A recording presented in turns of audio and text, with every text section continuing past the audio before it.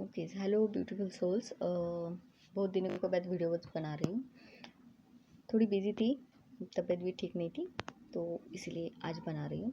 सो आज का टॉपिक है कि ट्विन फ्लेम जर्नी एक्चुअली होती क्या है। ठीक है, तो जैसे कि मैंने मेरे प्रीवियस वीडियोस में भी कहा है कि सारे के सारे डिवाइन सोल्स ही होते हैं। ठीक है, ट्विन फ्लेम हो या फिर स्टार सीड हो या फिर जो जितने भी हमने कैटेगराइज किए गए हैं। ठीक है, तो ये मैट्रिक्स का गेम है कि हमको लेबल चिपकाया है और हमको सेपरेट किया गया है। ठीक है, तो इसलिए कंपटीशन लगा पड़ा है कि स्टार सीड अच्छे होते हैं या ट्विन फ्लेम होते हैं या फिर ट्विन फ्लेम स्टार सीड होते हैं।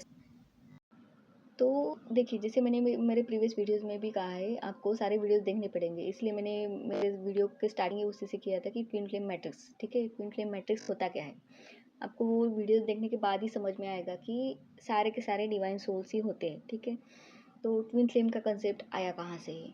तो ट्विन फ्लेम का कंसेप्ट देखो, पूरा इसके लिए आपको क्रिएशन जो है वर्ल्ड का, ब्रह्मांड का, वो समझना पड़ेगा। वो तो सबको ही पता है कि एक परम चेतना है, वहाँ से एक मस्कुलाइन एक फेमिनाइन एनर्जी डिवाइड होगी और वहाँ से पूरा ही क्रिएशन चल रहा है। तो पूरा का पूरा ब्रह्मांड जो है, क्रिएशन है, वो एक मस्कुलाइन और एक फेमिनाइन एनर्जी में डिवाइड हो चुका है। ठीक है, लाइक कि डार्क है तो वो लाइट भी है, वाइट है तो ब्लैक भी है, फेमिनाइन है तो मस्कुलाइन भी है ना। तो एक्चुअली ये जो एनर्जीज है ये एक्चुअली कॉम्प्लीमेंट्री एनर्जीज है। लेकिन हुआ क्या है, अभी कलयुग आते आते ये सारे अपोज में चली गई हैं कि वाइट अच्छा है या ब्लैक अच्छा है, लाइट अच्छा है डार्क अच्छा है। तो ये सारे अपोज में चले गए। तो इनको वननेस में लाना है। वननेस में लाना है इन द सेंस क्या करना है कि इनको कॉम्प्लीमेंट्री बनाना है। ये होता है डिवाइन सोल्स का काम। जो अभी अवेकन हो चुके हैं ना, तो उनका ये काम है। तो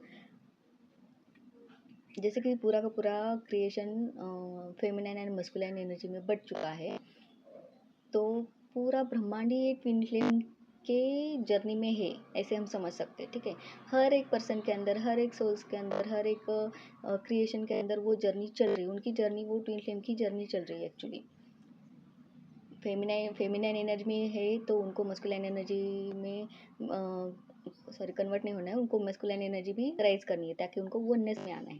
ठीक है, बैलेंस करनी है, दोनों एनर्जी बैलेंस करनी है, तभी जाके वो कॉम्प्लीमेंट्री एनर्जी बनेंगे।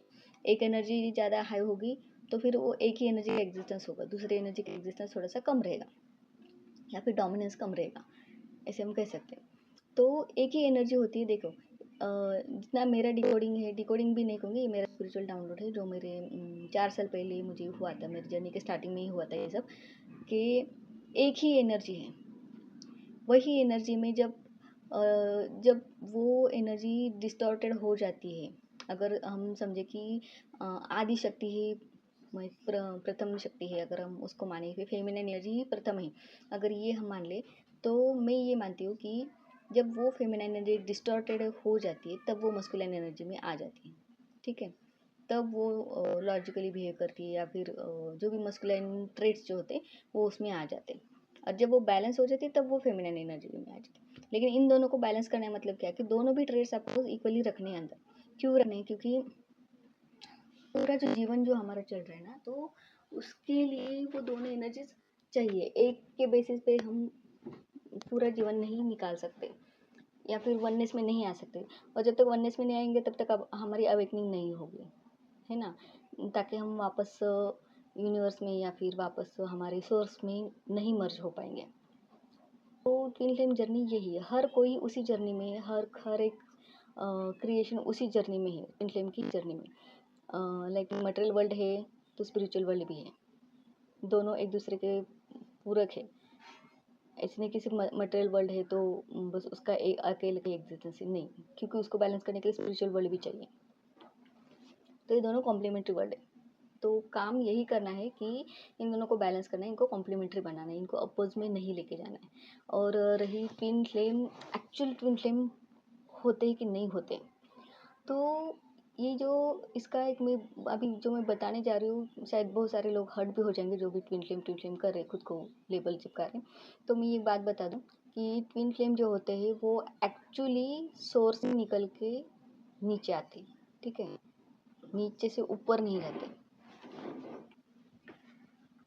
जैसे कि मैंने मेरे प्रीवियस वीडियोस में भी कहा है कि सोल के 7 या 12 पार्ट्स हो सकते हैं। 12 parts in the sense parts नहीं लेना है, वर्ड टू वर्ड मीनिंग नहीं लेना है। यहाँ पे रिप्लिकेट्स भी हो सकते हैं, इसीलिए हम बोलते हैं कि हम मल्टीवर्स में एग्जिस्ट करते हैं। ठीक है, तो हमारी ही एनर्जी का एक कॉम्प्लीमेंट्री पार्ट या फिर रिप्लिका कहीं और भी एग्जिस्ट करता है। और इसलिए मैंने कहा था कि अगर आपका ट्विन आपको नहीं मिल रहा है, इम्पॉसिबल लग रहा है, तो उसके पीछे नहीं भागना है, क्योंकि हमारा ओरिजिनल ट्विन वही है जो हमारा सोर्स है। हमें वहीं पे जाके मर्ज होना है, हमारी जर्नी वहीं पे जाके ख़त्म होने वाली है। तो बाहर का जो हमें ट्विन दिख रहा है उसके पीछे नहीं भागना है। ये जर्नी टूवर्ड्स अंदर चलती है। आपको हमें हमारी ग्रोथ करनी है, हमें हमारी सोल ग्रोथ करनी है, हमें खुद को अवेकन करना है, या फिर हमें हमारे अंदर की दोनों एनर्जीज को बैलेंस करना है। ठीक है, तब जाके हमारे जितने भी रिप्लिकेट्स बने हैं वो भी अपने आप बैलेंस हो जाएंगे, क्योंकि वो हमारे एनर्जी का पार्ट होता है।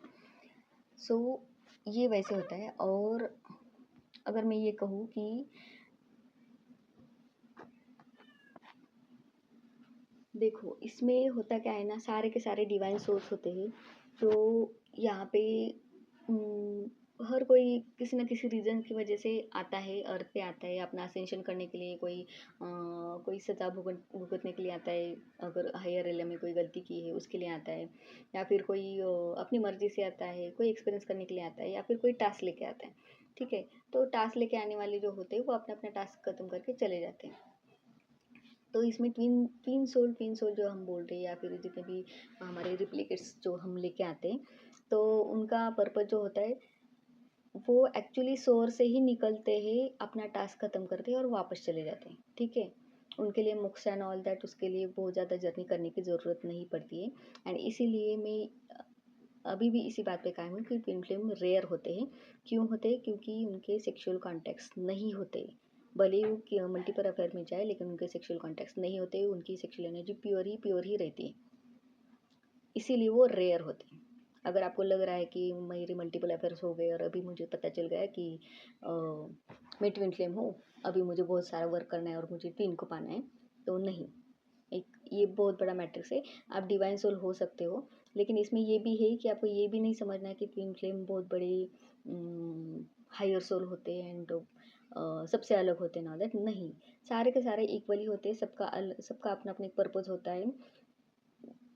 एक्चुअली खुशी की बात ये है कि हमारी अवेकनिंग हो रही है, वो ज़्यादा सबसे बढ़िया बात है कि हम अवेकन हो रहे। नहीं तो आजू बाजू के लोग तो हम देख ही रहे हैं ना, क्या क्या कर रहे क्या नहीं कर रहे। हमारी अवेकनिंग हो रही, वही सब एक बहुत बड़ी ब्लेसिंग है सबके लिए। तो ये मैट्रिक्स का जो जाल है कि ये ट्विन फ्लेम है, ये डिवाइन सोल है, ये नहीं है, ये एनसीपीज है या जड़ात्मा है वगैरह वगैरह, इन सब झंझटों में नहीं फंसना है। हमें खुद की ग्रोथ करनी है। लव का जो फैक्टर है वो उसको जगा के रखना है हमारे अंदर। ठीक है, नहीं तो मैट्रिक्स ने तो पहले ही जाल बिछा के रखा है कि आपके आजू बाजू के लोग नार्सिस्टिक है, आपके पेरेंट्स नॉन प्लेइंग कैरेक्टर है, उनके अंदर सोल है कि नहीं है। हम अवेकन होने के बाद भी ऐसे सोच रहे हैं, तो ये सब नहीं सोचना है। स्पिरिचुअलिटी का मतलब ही वही होता है कि हम इन सब चीज़ों से ऊपर उड़ जाते हैं, हम डिवाइन से ही डायरेक्टली कनेक्ट हो जाते हैं कि इस ब्रह्मांड में अनगिनत पॉसिबिलिटीज़ है, इनफाइनाइट पॉसिबिलिटीज़ है। तो जो नहीं चाहिए उसको भी हम चेंज कर सकते हैं। जब डिवाइन से कनेक्ट हो जाएंगे तो हम इन सब बातों को लेके क्या करेंगे ना, कि आजू बाजू में कितने लोग सोल है, नहीं सोल है या नहीं है। लोग पत्थर से भी प्यार कर, मूर्तियों से भी प्यार कर जाते हैं तो नॉन सोल्स ने ऐसा क्या बड़ा गुनाह किया है ना।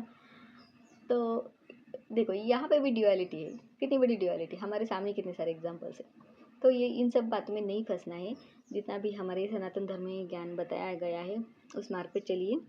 और ट्विन फ्लेम का यही एक ही मकसद होता है। जैसे कि चिरंजीवी जैसे रह गए यहाँ पे कल्कि को हेल्प करने के लिए, तो वैसे कुछ सोल ऊपर से आई है, नीचे स्टार सीड बन के आई है, या फिर ट्विन फ्लेम बन के आई है।